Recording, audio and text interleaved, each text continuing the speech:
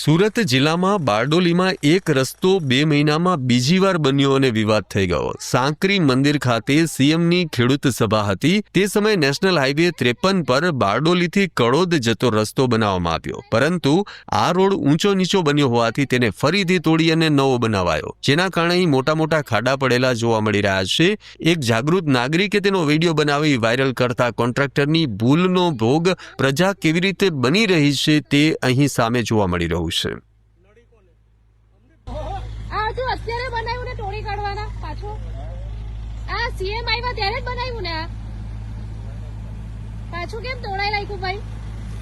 આ કેમ પાછું તોડાઈ નાખ્યું છે? તો અત્યારે બનતા વાર નથી લાગી તો કેમ આ તોડાઈ નાખ્યું પાછું? લાઈન લેવલ આની હોત હતું ને ઊંચા નીચું હતું, હા, એટલે સાહેબો કે તોડીને ફરીને ઉપરનો લેયર તે ઊંચા લેવલ જ્યારે બનાવો ત્યારે તમે ધ્યાન નહીં રાખવા જાહેર રસ્તા ઉપર? અમે ભૂલ કરી, નડી કોને? અમને જ નડી ને।